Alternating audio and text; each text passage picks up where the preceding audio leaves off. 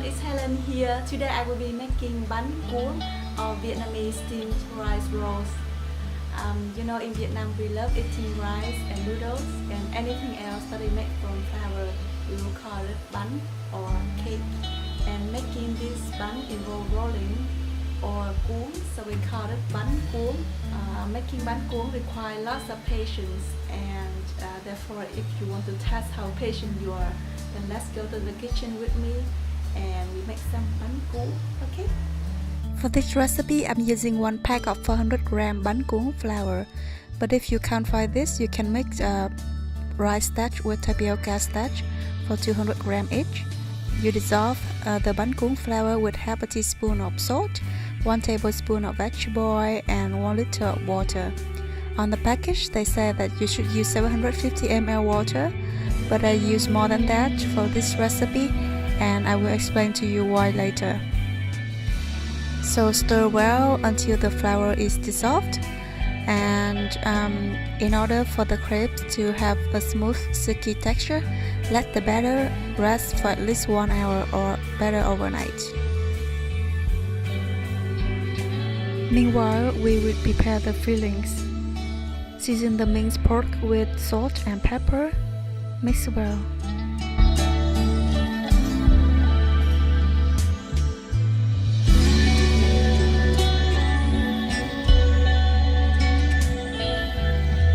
Soak the dried wood ear mushrooms in boiling water and leave for 15 minutes.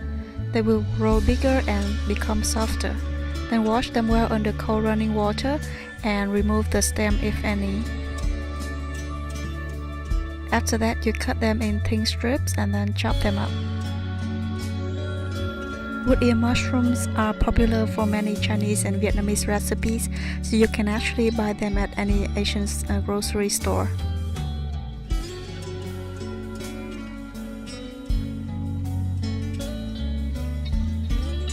Next, we cut red shallots into 1 cm thick slices and chop up 1 onion.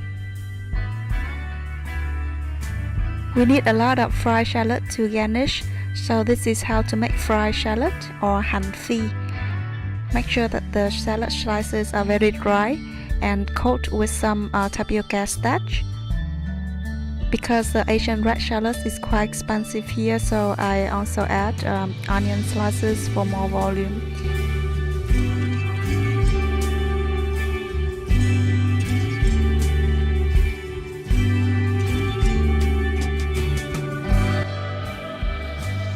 Next, heat a generous amount of vegetable oil in a pan. The oil should be enough to cover the shallots. Test the correct temperature of the oil using 1 slice of shallot or a chopstick.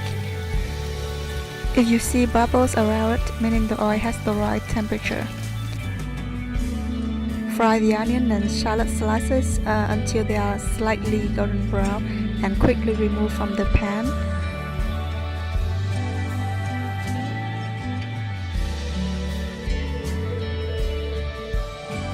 Spread the fried shallot on a kitchen paper to drain out the excess fat.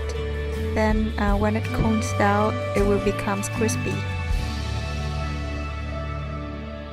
Next, we heat 2 tablespoons of the same oil in a pan and fry the chopped onion until it turns translucent or a little golden. Then add the minced pork and cook under medium-high heat until it is done. Use a spatula to break the pork to avoid any chunk. The pork will be cooked when the color changes completely. And finally, we will add in the chopped mushrooms and cook for another 30 seconds and then take off the heat.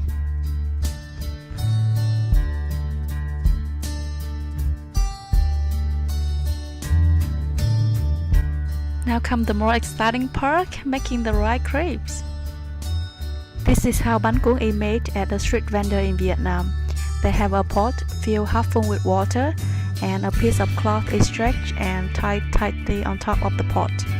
Then they bring the water to boil and later on some batter and spread it around and then cover and steam for a minute. Then the rice crepe is carefully lifted and transferred onto a tray with a thin bamboo stick. After that, they will add the filling and roll. The rice crepe is paper thin and really delicate. Pretty cool, huh?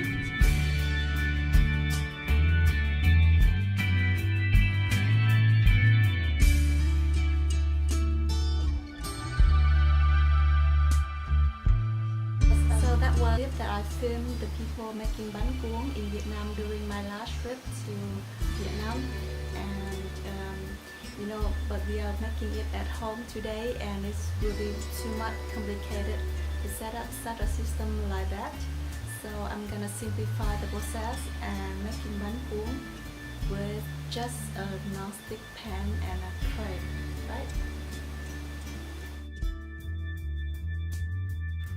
So this is how you make bánh cuốn at home. Because we're making it this way, we need more water in the batter than the traditional steaming method.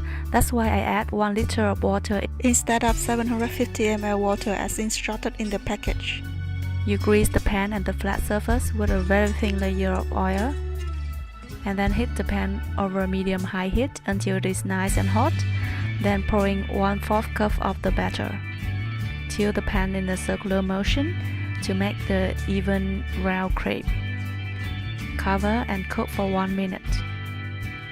Most likely you will throw away the first crepe because your pan is not used to it yet, and the first roll might be oily and ugly, but the second one will be better. When the crepe is cooked, you flip it out onto the tray and continue to make another crepe while the pan is still hot. If you have a good non-stick pan, you only need to grease the pan and just once for the first time only. If your pan is not that good, maybe you need to grease it again after 4 to 5 crepes. But don't grease the pan and the tray after every crepe because that will be too oily and you want your crepe to be steamed and not fried. While waiting for the new crepe to steam, you add filling and roll the previous crepe.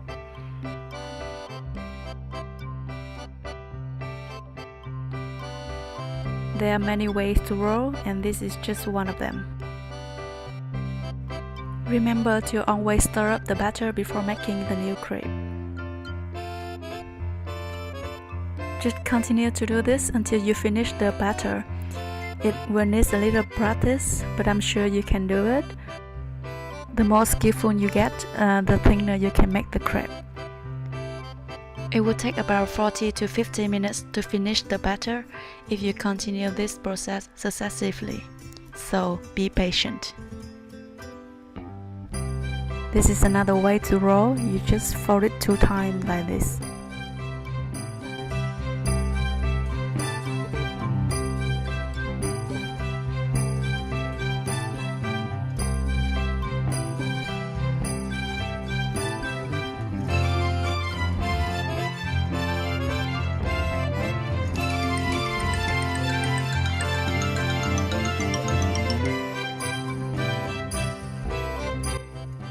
So this is what we get. The rolls should be thin, somewhat translucent, so we can somehow see the fillings through the outer layer. To serve, cut the steamed rice rolls into bite-sized pieces and top up with fried red shallot. You can serve bánh cuốn with vegetables, for example, blanched bean sprouts, meaning bean sprout that is soaked in boiling water for about 30 seconds. Or you can also serve it with chopped cucumber or fresh vegetables and herbs like Asian basils, etc. And also it normally comes with Vietnamese ham, chả lụa, and of course some light dipping sauce. Here I also add some thin slices of carrot and kohlrabi in my dipping fish sauce.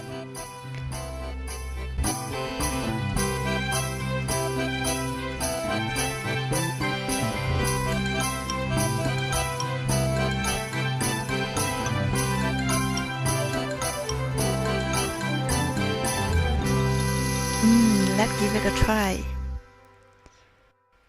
The outer layer should have a smooth and silky texture.